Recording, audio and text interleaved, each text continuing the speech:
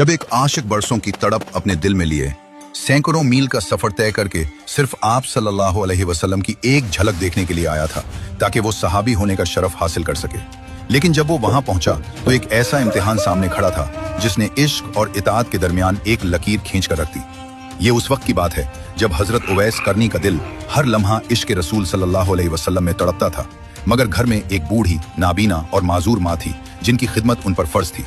उवैस की दुनिया उनकी बूढ़ी माँ के गिर्द घूमती थी। अल्लाहु अकबर। वो अपने कबीले के लोगों के ऊंट उजरत पर चुराया करते थे और जो कुछ मिलता उससे अपनी माँ की खिदमत करते। उनकी जिंदगी का सबसे बड़ा ख्वाब आका दो जहां सल्लल्लाहु अलैहि वसल्लम की ज़ियारत था, मगर माँ को तन्हा छोड़ना उनके लिए नामुमकिन था। आखिरकार एक दिन उनकी तड़प देखकर माँ ने इजाजत दे दी, मगर माँ ने एक शर्त रखी जो उवैस के इश्क का सबसे बड़ा इम्तिहान बन गई। माँ ने कहा, बेटा तुम मदीना जाओ, हुजूर सल्लल्लाहु अलैहि वसल्लम को मेरा सलाम कहो, लेकिन याद रखना अगर आप सल्लल्लाहु अलैहि वसल्लम घर पर मौजूद न हो तो वहीं रुककर इंतजार न करना, बल्कि फौरन वापस आ जाना, क्योंकि मैं तुम्हारे बगैर ज्यादा देर नहीं रह सकती। उवैस करनी नंगे पांव मिट्टी में अटे हुए कई दिनों का सफर तय करके मदीना मुनव्वरा पहुंचे। जब वो हुजूर सल्लल्लाहु अलैहि वसल्लम के हुजरा मुबारक पर पहुंचे और दस्तक दी तो पता चला कि आप सल्लल्लाहु अलैहि वसल्लम किसी जंग पर तशरीफ ले गए हैं। जब ये जुमला कानों में पड़ा तो उवैस का सारा वजूद कांप उठा। जिस महबूब की मोहब्बत ने उसको हजारों मील खुशी खुशी चलाया था, वो मोहब्बत उसी दरवाजे पर आंसू बनकर रह गई।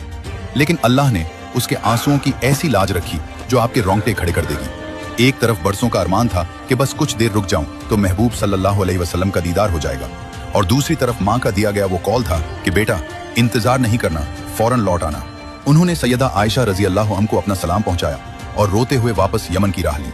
जब हुजूर सल्लल्लाहु अलैहि वसल्लम वापस तशरीफ लाए तो आप सल्लल्लाहु अलैहि वसल्लम ने घर में दाखिल होते ही फरमाया, मुझे इस घर से एक खास खुशबू आ रही है, क्या यहाँ कोई आया था? हजरत आयशा रजी अल्लाह अन्हा ने बताया कि यमन से एक शख्स उवैस नाम का आया था और अपना सलाम देकर चला गया।